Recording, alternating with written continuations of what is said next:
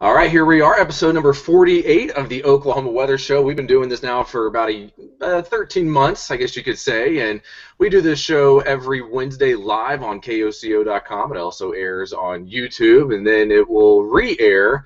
You can always find them in the weather blog section on KOCO.com. We have our very own section where we list all of these weather shows. These are a lot of fun. They're very casual, and certainly we just don't have a script for these. Today's guest is Roger Hill. We'll kind of jump into what we're going to talk about with him in just a little bit, but I want to jump in here first and kind of talk a lot about the blizzard that happened or did not happen across the Northeast. It always seems that whenever there's a storm that moves up across the Northeast, it seems to get a lot of national attention. There's a lot of population that lives up there, and a lot of people are saying that, oh, this blizzard was a bust in New York City, and meteorologists should be ashamed. And it just so happened to almost fall on the 1-year anniversary, and I'm going to do a screen grab right here of, let's see here, let me grab my screen share. I don't know if you all can see this or not. I'm going to switch here. But do y'all remember this last year? Y'all seen the screen? Carmageddon, right? No, Carmageddon. This was in Atlanta when about 1 to 2 inches of snow fell across Atlanta, and you can see the traffic is just stuck. Now, there's a good amount of ice on the roads here, and this is something that down in the southeast they don't experience a whole lot. And it ended up leading to this. This is what the afternoon rush hour traffic looked like. Just look at all the red. That is a standstill. So what happened last year in Atlanta? Well, the main thing that happened was actually the fact that the citizens there, they were given a weather forecast, but they were not given an impact forecast. And that is something that a lot of times we struggle with nowadays, is we're told what the weather is going to be, but we don't exactly tell you what the impacts on the roads or the sidewalks or how the traffic or even how your everyday living is going to be impacted. And that's something that, because of that snowstorm in Atlanta last year, I think a lot of us in the broadcast community began to switch over to and saying, hey, you know what, we're going to start doing more impact forecasting so that you know what this weather is going to do. Now, all of a sudden, that takes me into this blizzard. About 24 to 36 hours before the storm hit New York City, they were expecting, I believe, 24, 36 inches of snow, in the ballpark of that. About, I think, 11 inches was reported at LaGuardia. And all of a sudden, everyone is saying that this storm was a bust, which I completely disagree with. Because are you going to behave any differently whether 11 inches of snow falls or 24 inches of snow falls? Are the roads going to be any different? Are the sidewalks going to be any different? No. Are the schools going to stay open because of a foot of snow, but they're going to close because of 18 inches of snow? Probably not. And that is where I think when you look at the impacts of this storm and what the National Weather Service sent out in their discussion days ahead saying that this was going to be a crippling snowstorm, certainly the city was impacted in a pretty big way. So as a lot of us now, when we look at a weather forecast, I know the most important map that we want to focus on is how much snow is going to fall. And I did a blog on this on KOCO.com last night, but I think it's time that we stop focusing so much on whether you're going to get 12 inches of snow or 18 inches of snow, or even here in Oklahoma, if you're going to get 3 inches of snow or 6 inches of snow, and instead look at the impacts that are going to happen because of this. Because schools are going to close whether there's 3 inches of snow or 6 inches of snow. The roads are going to be very slick whether there's 2 inches of snow or 4 inches of snow. So that is certainly one of my things, and I hate to see so many colleagues of ours get thrown under the bus saying that this storm was a bust. Damon, let me interject here. Yeah, go ahead. I think you started off great with the Atlanta example, because we're going to get to Roger Hill in a few minutes, who I'm just so excited is here down there just waiting. Roger's awesome. Just wait until you hear from him. But Atlanta, you could see the glisten. Pull that picture back up, Damon. Yeah, sure. What was that, 2 inches of snow last year that fell in Atlanta? I think so. I think about 2 inches. It was the flash freeze. Roads turned into hell instantly. This, people say, oh, in the South they can't handle this. If that happened in Denver, a rush hour, the same thing would have happened, because not of how much snow it was, but because of how slick it was. Roger probably would agree with that. I saw you nod, Roger. Mm-hmm. Same thing would have happened in Denver, probably so. But in New York, the forecast, and I think you're going to see that the local media that even some of the national forecasters had the forecast way low compared to what the National Weather Service was doing. The words historic, the words crippling, the words 2 to 4 inches of snow per hour. If that were to have occurred in Manhattan and New York City, 4 inches an hour, they can't clear those roads at that speed. The city, there'd be huge problems with stranded vehicles. But the 11 inches over 20 hours, you know, that's a half an inch an hour. Maybe at times it's a little heavier. Very manageable for New York City, who can deal with that. Oklahoma City, yeah, 11 inches, city's shutting down. But how many times have folks in New York gone to school with a foot of snow on the ground and been able to get there and back with a regular school bus? So I think, Damon, when you talk about 24, 30 inches of snow falling in Manhattan with 4-inch snowfall rates, it would have been a lot worse with that worst-case scenario forecast of what they were saying. It would have been, and I think we look at New York City as the example. But then if you go just east of New York City and farther east in Long Island, I mean, they're picking up 24 inches of snow. I think I saw some reports out there. But I think this goes to show that we can't just concentrate so much anymore on snowfall totals. Now, as a kid, that was the only map I cared about, and I think many kids today still only care about how much snow we're going to get. But we got to start adding supplemental information to that and say these are going to be the impacts, and we do that at KOCO. But I think that's something that we all have to do media-wide. Anyone want to interject on that? I got on my little rant there. Well, I saw Roger agreeing there, and I know we haven't quite introduced Roger yet, but Roger is a legendary storm chaser, and he's got some real exciting things to talk about with ChaserCon coming up, and his chasing company and his experiences. But Roger, you're in Denver there. That would have happened in Denver, right? What happened in Atlanta? Wouldn't you agree with that amount of ice? And I mean, I know I've been through Denver trying to go skiing coming from Colorado Springs, and just a few inches of snow. I mean, if traffic's bad. No, I agree. I mean, I think one of the biggest problems in Denver is that the infrastructure didn't keep up with the rapid growth that Denver had back in the 80s and 90s, and now the highway systems are getting better and better. But yeah, I mean, if you take 2 or 3 inches, even just a couple of inches of snow, I mean, it's very common here in Denver where you'll get an Arctic air mass that'll come down really quick and give you a couple inches of fluffy, snow in upslope conditions, and all of a sudden the temperature drops from 50 degrees outside to 15 in an hour, and the roads are wet. And then as soon as that really cold Arctic air hits, and everything turns into a solid sheet of ice. We don't get freezing rain here because we don't get overrunning precip events very often.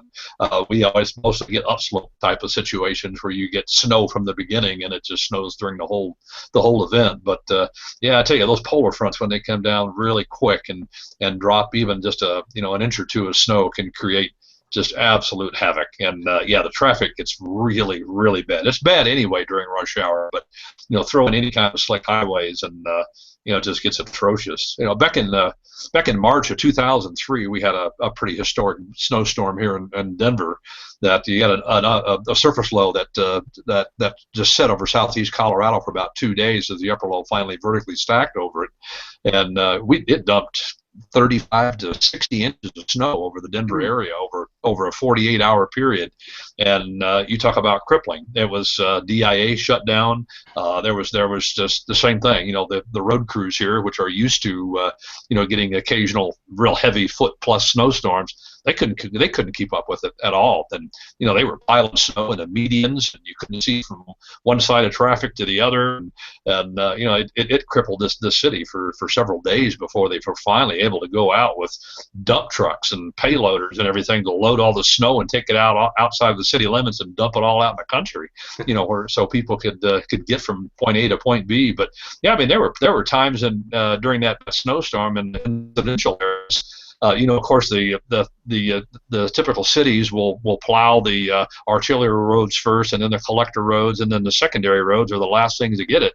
And I mean, there were some residential areas that didn't even get plowed for 7 to 10 days. After a while, doesn't it? It gets really bad. It's a 4-wheel Jeep trail. Yeah. What's a big snowstorm for Denver? I would probably say anything greater than a foot. I've lived here since the 80s, and we've had several times where we've had 20 to 30 inches of snow fall, from one particular snowstorm. But yeah, anything greater than a foot, I think, is a pretty good snow. And you're talking about going from Colorado Springs to Denver and up into the mountains on I-70, and all of a sudden you take those curvy, windy roads where you're going from 5,000 feet to 11,000 feet elevation. And boy, I tell you what, you throw some ice on those type of roads, and you're not going anywhere. Oh, I drove up to Steamboat from Denver back in, it was going to be January 11th. I remember January 11th, 2012, and I was white-knuckling it all the way up to the Eisenhower Tunnel because everyone was just sliding around, and we were one of the last cars to get through the Eisenhower before they shut it down, which was great because a lot of Denver traffic couldn't get to the ski resorts on the other side, so they were not crowded at all that weekend. It was good. I'm selfish like that. I want the mountains to myself. So, Jonathan, I know you guys are back there working. We'll kind of jump in real quick. Gotta unmute that mic. There you go, Jonathan. Hey, Jonathan, what's happening over there? Well, taking a look at a lot of the social media aspect of weather this week, and it was all focused around the blizzard that hit New England. So let me try to do a screen share here. Oh man, entire screen share. Is that the one? Let's see if this is working out just right. Boop. And just hang with me here. That's not what I want. Are you guys seeing that? Yeah. Okay. So you brought up, Damon, the Atlanta deal. I came across this today. James Spann shared this. If you're a Walking Dead fan, I thought this was pretty funny. A year ago today, Highway 280 versus The Walking Dead. So I thought that was pretty good. A couple more things I'll share real fast. I came across this tweet. This is from Bob Ryan, and his tweet was, if meteorologists could forecast the future in the 1500s as accurately as we can, or as we can do, we would have been burned at the stake. So Bob Ryan is a smart guy. I grew up watching Bob Ryan. He was the guy to watch, him and Doug Hill in Washington, D.C. But hey, we've got great jobs. We can be wrong. What 70% of the time or whatever, and still get paid? Isn't that what they say? We're wrong every day. If you look at it, every forecast is a bust. I mean, if you think about it, every forecast is a bust because there's always going to be something that we don't look. Someone's going to say, oh, you said winds today were supposed to be 25 miles per hour and it was 30 miles per hour. Yeah. Well, then I guess technically that's a bust. If we say the high is 99 and it's 100, it's still a bust. So. And any for producers that are watching this, and anybody that writes about weather, don't write anymore that weather and meteorology is not an exact science. It is. It's absolutely is exact, but we just don't always know all of the variables. Okay, so it follows the physical laws of nature. We just don't always know the chaos that the way nature can bring us. Here's another good one. This is a picture someone posted on Twitter. This is from Emmanuel Saliba, and she said someone took time to shovel out the Boston Marathon finish line during the blizzard, and the hashtag was "Who shoveled the finish line?" So I thought that was pretty cool. You can see the image there, the area in yellow. That's the finish line, and I've qualified for Boston. I've been to Boston, but I've never physically ran it. But I've been there right at the finish line before, so I thought that was pretty cool. That some road guy said, "Let's shovel the finish line." So I thought that was a pretty cool picture. This is from Gary Swatkowski. I don't know if you guys are familiar with him. He's a National Weather Service forecaster, New Jersey, and his tweet: "You made a lot of tough decisions expecting us to get it right, and we didn't. Once again, I'm sorry."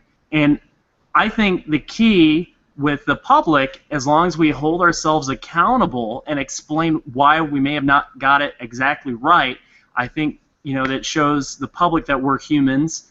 And if you just do a forecast, you get it wrong. If you don't say anything about it, you're going to annoy your followers. But if you go out there and say, you know what, it was really hard, we were off, by 50 miles. What are you going to do? We'll get it better next time. We'll learn from it. I think people appreciate that. But that was Gary Swatkowski.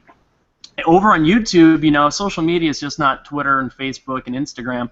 Over on YouTube, I won't play the video out, but I'm not a big WWE fan, but I came across this. I thought it was pretty funny. This is John Bradshaw Layfield, and in the middle of this winter storm, they put him up on the roof and said, do a forecast. And the guy, obviously, he's not a meteorologist, but he played one for just about a minute and a half. So if you go on YouTube and just type JBL gives weather report, it's pretty funny. He gets pretty dramatic. So if you want to watch that YouTube clip, that's pretty good. Here's another image that came in. I got this from James Spann. This is up in Lewiston, Maine.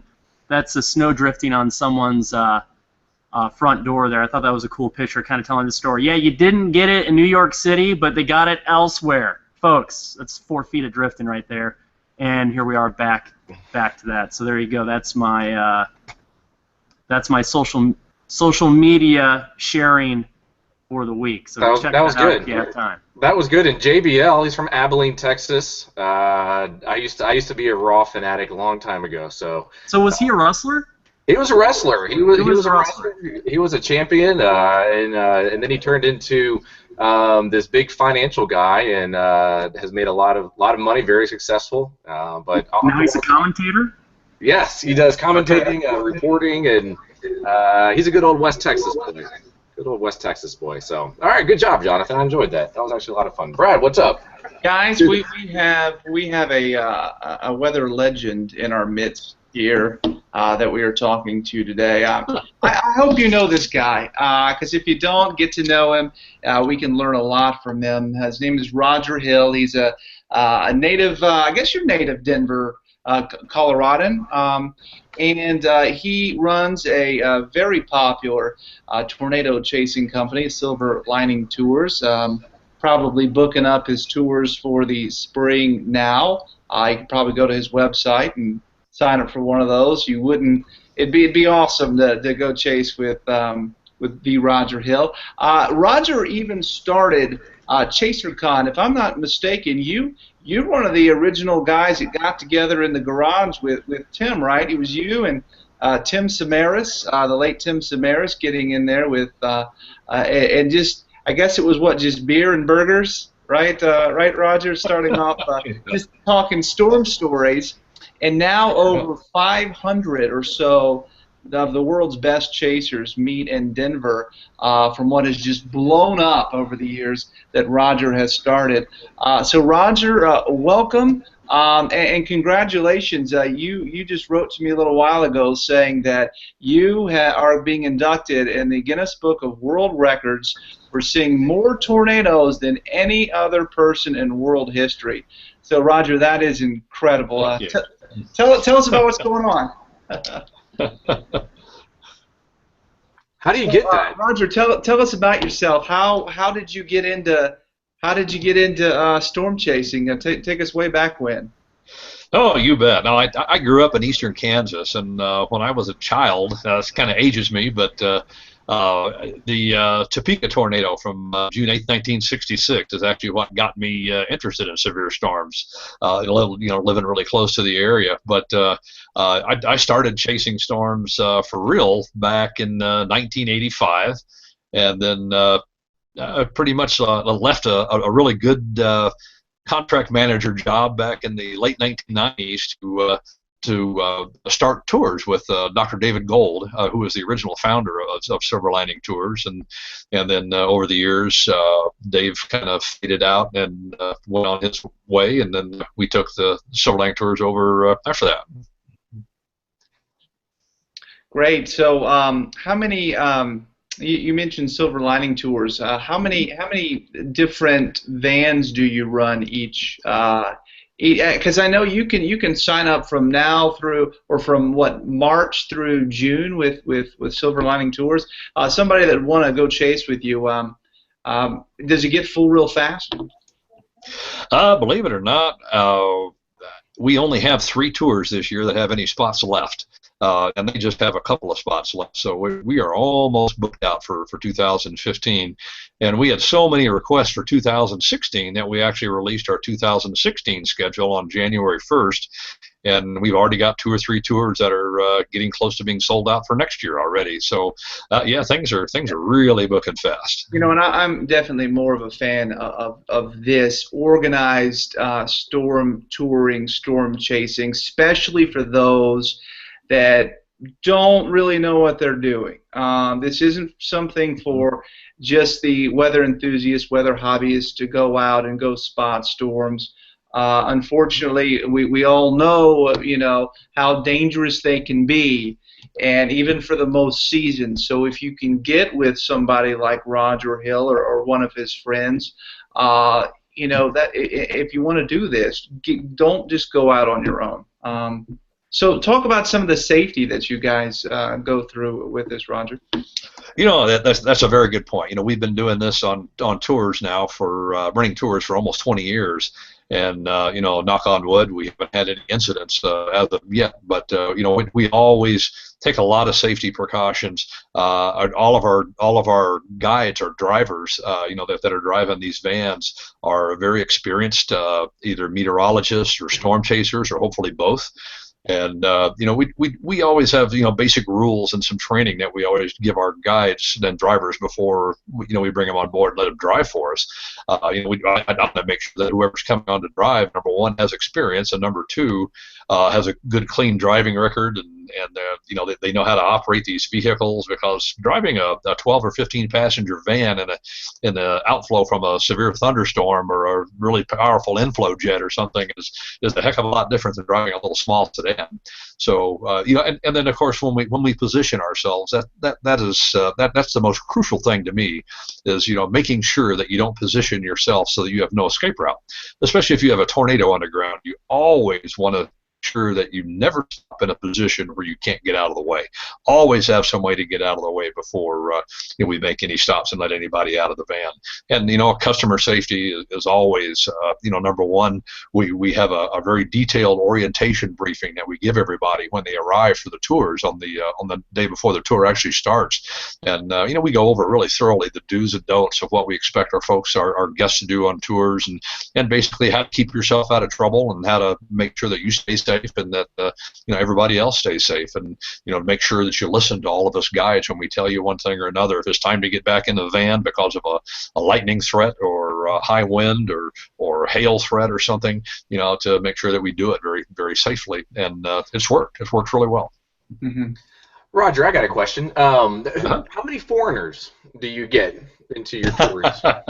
That's a very good question. I would say on average we get probably 45% of our tour guests are outside the U.S. Probably the number one country that we get guests from other than the U.S. is England, mm-hmm. Probably followed by Australia, and then probably followed by Canada. And we've just started in the last few years, seeing folks coming in from Southeast Asia, the Asian market, China, Japan, Taiwan, Singapore, places like that. And then we've actually started seeing a lot of folks starting to come up from South America, Argentina, Brazil, places like that. But yeah, I'd say probably on average about 40% of our guests are from outside the U.S., and then we average about 60% of our guests each year are repeats that we've had on tours in years past.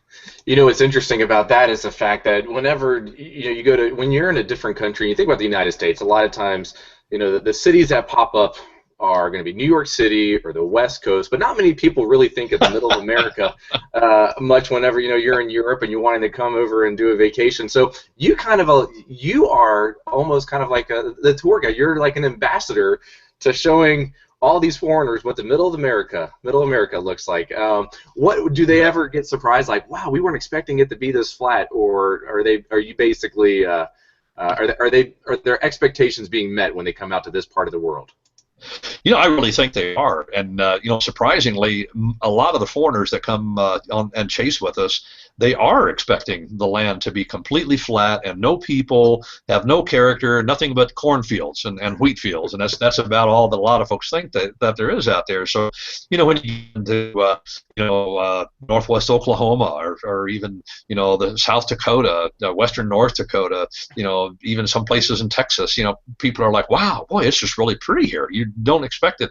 We didn't expect it. To see all this red rock and rolling hills and streams and creeks and things like that.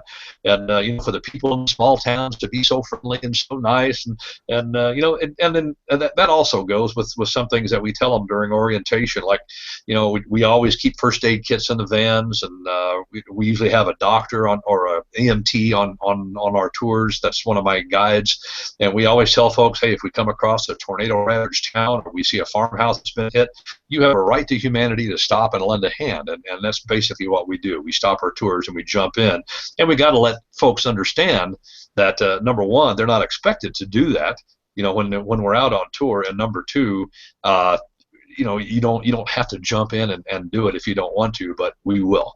And I think trying to prepare everybody up front is the main thing. We send about a 10-page information packet out to every guest that comes on tour with us way ahead of time, so they just get an idea of a lot more of what to expect and what not to expect. And seeing some of the small rural American towns, they have so much character to them, and a lot of folks just don't realize just how much character that some of the little towns really have. And it's really pretty. I love rural America. I grew up in rural America. I grew up in Kansas, and it doesn't get any much more rural than Kansas or even Oklahoma or the Texas Panhandle. I love that area, and I try to show folks the best time that we can while we're out there. Roger, a lot of people, of course, naturally are very sensitive to tornadoes and what they do and what they've done. Do you perceive or get a lot of flack from being a tour purveyor, or like you're looking at somebody else's disaster? Did you ever get a lot of that? I know sometimes we hear it. That's a good question, Brad, and actually we do occasionally, especially if we have a TV show that came out that featured the tours, and there was some real devastating tornado that we were able to be a part of. And it's not uncommon to get 500 or 1,000 emails from people after a TV show comes out, saying you get every kind of response from, wow, that is so cool, I would love to do that, to how do you sleep with yourself at night, knowing that you're out there like an ambulance chaser taking advantage of other people's misfortune. And basically what I tell folks at that point is a storm or a tornado is going to occur whether I'm there or not. It doesn't make any difference to me. It's going to happen, and so by us being out there, that gives another set of eyes. I'm a ham radio operator, and again, we keep all our first aid kits, fire extinguishers, everything with all vehicles. And Louisville, Mississippi last year on April 28th, there was a very devastating EF4 tornado that leveled this whole subdivision on the south side of Louisville, and there were numerous fatalities. We stopped the tour right then, jumped out, and I had a doctor that was actually one of my tour guests, and we jumped out and started digging through rubble trying to find people. We found a woman who had a badly shattered arm and such, and you try to do everything you can to help, and you try to let folks know that no, we're not ambulance chasers. First of all, again, this storm or tornado is going to occur whether we're there or not, and number two, we're reporting things that we see via SpotterNet or to the National Weather Service or to the local authorities. We do jump in and lend a hand if it's possible, and then once the authorities get there, they tell us to get out of the way. We're gone. We don't want to get in any local authorities' way. That's obviously you don't want to do that. And then we always share every year. I always send my highlights. We do a highlights DVD at the end of the year with everything that we saw from tornadoes, storms, lightning, and hail. And we even do monsoon tours in Arizona in August. And kind of funny, we have another set of tours called SouthwestPhotographyTours.com, where we actually do photography workshops in Arizona during monsoons, and then I actually take people out hiking in slot canyons in September and October in the Colorado Plateau, which is a lot of fun. But sorry to get off track there, but again, we try to let folks know that if anybody's real critical about that no, we're not ambulance chasers. We do everything we can to help. We do what we can to educate the community. We give away our videos and photos for the National Weather Service and spotter networks or spotter agencies to be able to use and such. And it's not it's not like that. No, it's somebody like you that we do want out there, seeing what's coming and being able to communicate, because ground truth observations for media, for the Weather Service, I mean, we still need those. Yes, we have dual pole, and we could sometimes see debris, but not always. You're able to get that to us much quicker. And you never know who's on your van. It could be the next computer programmer who's going to write the code to be able to analyze a tornado before it touches down. And if that inspiration they can see what these storms can do, it can inspire them to do other things. So, we're all fascinated by drama and by what's happening. Everybody's going to slow down for the fire and look at the accident. That's just who we are. And if you can do it safely and responsibly and do it in a controlled environment that you've set up, that's the much better way to do it. And I agree with you, Brad. And generally when I have people email me and ask about tours or whatever, or I get a lot of emails about, how did you ever get started in weather? I'm like, well, I don't have a meteorology degree. I have an MBA, and I have a degree in accounting. But I don't have a meteorology degree. I've hung around with a lot of folks who are scientists and researchers and been a part of those projects. And my ex-partner, Dr. David Gold, he has a PhD in meteorology, and I learned a lot from him over the years. But I always tell folks, if you want to get interested in storm chasing, find somebody local to go out with, or go out on a tour, or go to the National Weather Service, take basic and advanced spotter training, get involved in Skywarn, do things like that before you try to get out there and get out on your own. And we all know you can get yourself in trouble so easy out there if you don't know what you're doing, and get in some large hail or a severe lightning threat, or go park yourself right underneath a mesocyclone or something that where a tornado's about ready to drop out of. Just find somebody or some other way to educate yourself and get some experience before you do it. Roger, were you down here in Oklahoma in May of 2013? We actually had tours, going out to Oklahoma City in May of 2013.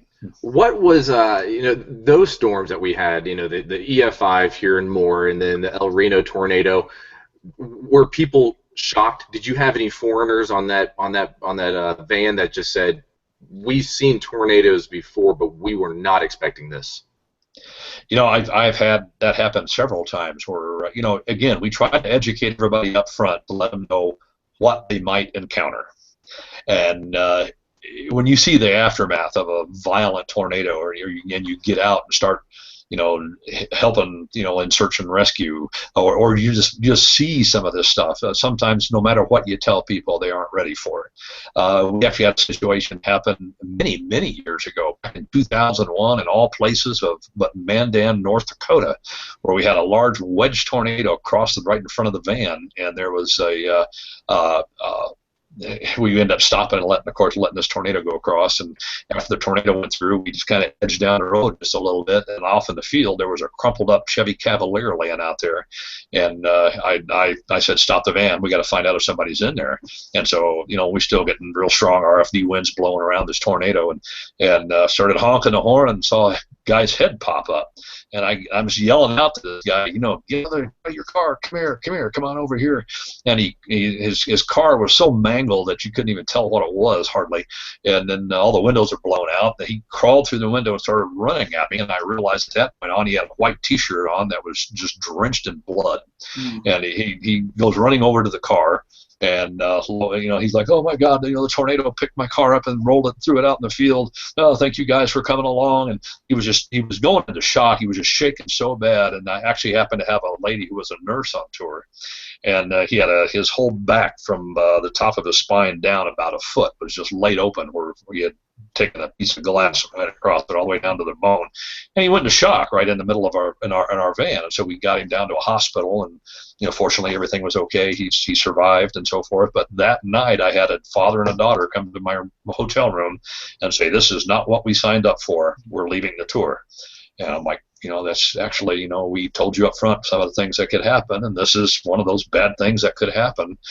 Fortunately, we were able to save a guy's life, but I understand, and they left right there on the spot. And the funny thing is, after the year, that next year, And for every year since that time, the dad has come back on tour with us. His daughter hasn't, but he has every year. So yeah. Again, that does happen. Fortunately, on the Moore tornado of May 20th, 2013, we stay at a hotel right north of the airport on Meridian, the Wyndham Garden Hotel right north of the airport. That's our Oklahoma City base hotel.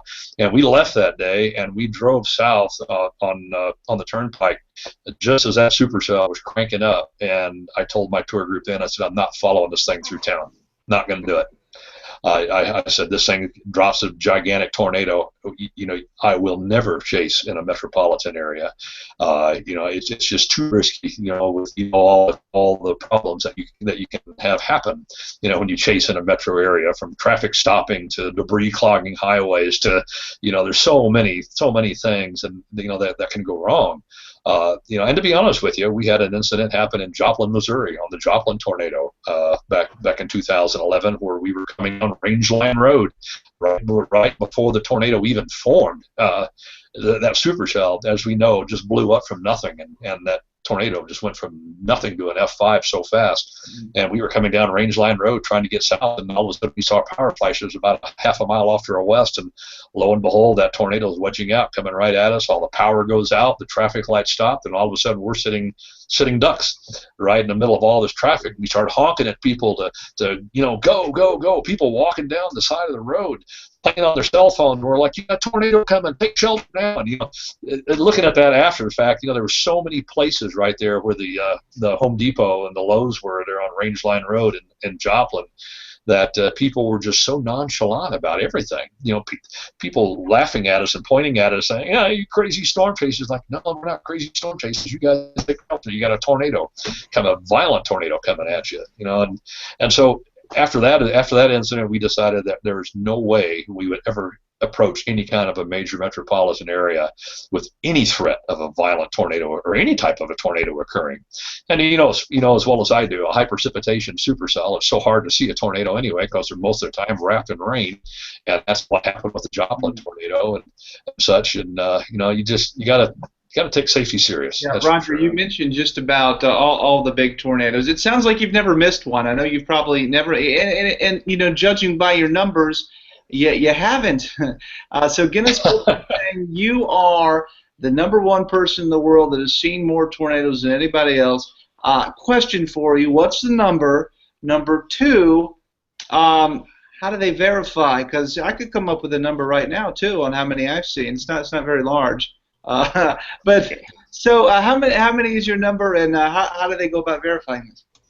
Well, I hate to keep track of numbers and such, because some people consider that self-serving, but for me it's promoting my tours. Most people want to come out and they want to see a tornado. And we always say, hey, we want to see one too, but we want to see it out in the middle of nowhere, western Kansas, where it's hitting a prairie dog mound. We want to see it hit the town. But the hard thing with the Guinness Book is proving it, because there are so many things that you have to provide. You have to provide a photo. You have to provide a video. You have to provide a witness. You have to provide, some other documentation that proves that you were there at the time that you saw it, that it actually occurred. And when you go back and start going through all of your archives, I started in the 80s, and I don't have a video left from those days. Those were old VHS tapes, and so a lot of the photos that I had from those days, I don't have them anymore. I just basically have everything in the digital age now, and so going through and verifying all that is a major pain. I could probably prove about 750 tornadoes. Wow. But for the Guinness Book, the most that I could prove on the spot, because they wanted to get this entry done to get it in the book, they're going to print already for 2016, was 587. So during this next year, I'll spend more time trying to go back through all my old archives and trying to validate a lot more tornadoes so I can get closer to that number. It'll take some work, but I think we can get a lot more of them validated. Now, what was the previous record, or was there not one? No, there's actually been a record for many years. I don't know if you all know a gentleman named Gene Moore, who's a meteorologist from San Antonio, long time storm chaser, good friends with the likes of Chuck Boswell and several other chasers that started back in the 70s and such. And his record was right at 500. and so we were able to eclipse that, by a fair amount. Gene's a heck of a chaser and a really nice guy too. That was a lot of fun. Jonathan, you awake? No, I'm just kidding. No, of course I'm awake. I've just really enjoyed listening to what Roger has had to share, and I've been snooping. I've been on his Facebook page, looking at some of his pictures, and on his YouTube channel. It's Hillnado 57, right, Roger? Yeah, Hillnado 57. Yeah. And so I was just kind of looking at some of the tornadoes in the videos, and yeah, I mean, I think he's covered a lot of it. Honestly, the storm chasing community has a lot of ego, and Roger, I'm so glad to see a veteran chaser who is as humble as you. Thank you. You should. I appreciate it. Thank you. If I could reach through Google Hangout and tap you on the back, or are you clapping or something.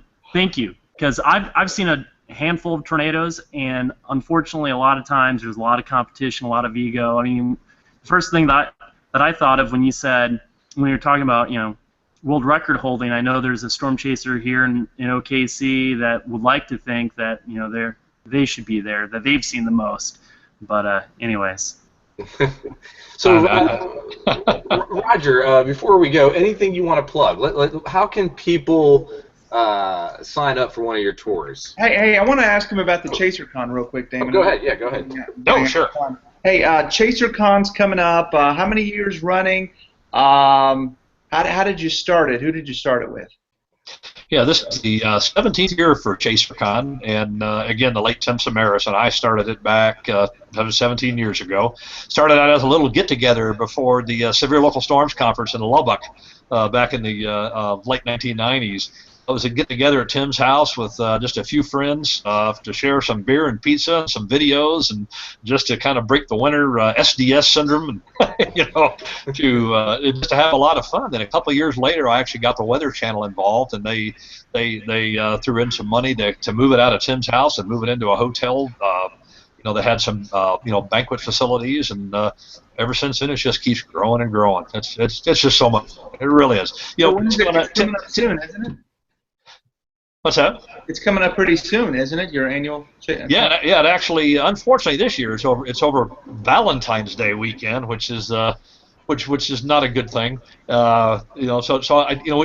always ran it over President's Day weekend and get a nice 3-day weekend to give folks an opportunity to come up to Denver and have some good friends and fellowship time and then head off up to the mountains and go skiing or whatever they wanted to. And we're finding out now that it may be better to move it to another weekend. And just to let you all know, our plans next year, due to we do questionnaires every year at the end of the convention, and we had a lot of folks last year asked that we take it to Oklahoma City. And so I think next year we are going to move it to Oklahoma City and try it down there. We're in the process of trying to secure a facility right now, and so yeah, we look very much forward to bringing it to the great city of Oklahoma City. Roger, who can sign up for it? Anybody can come, or? Anybody can come. It doesn't make any difference whether you're a media type, whether you're a storm chaser, a storm enthusiast, just a backyard weather guy, a spotter. Anybody. We get all walks of life coming from the four corners of the earth. Roger, actually, since you guys are looking at coming to OKC next year, the Tornado Summit is usually held down here second, third week of February. Right. I just throwing it out there, but I think actually it'd be really cool to kind of see you guys team up with that. That would really that would kill two birds with one stone. Yeah, it sure would. Yeah, we've actually talked about that. Good deal. So, Brad. Oh, that's it. I know we're running out of time. I've got 19 other things I want to talk to Roger about, but we've got to move on with our lives. Well, Roger, before we go, real quick, anything you want to plug? Oh, of course. Hey, if I can plug SilverLiningTours.com, that's our storm chasing tour business, and again, we've been in it we're the second oldest storm chasing tour company in the world, and I think we're the safest. probably one of the best track records out there, and we do a lot of extra little things that I think really draw guests to come back to us, which kind of shows up in our repeat business rate. But just check out silverliningtours.com if you're interested in hitting the amazing Colorado Plateau during monsoon season, or to hike in some of the crazy canyon lands out there. Check out southwestphotographytours.com. And by all means, you can always follow us on Facebook, G+, Twitter, Instagram. We're out there as much as we can. Good deal. Like it.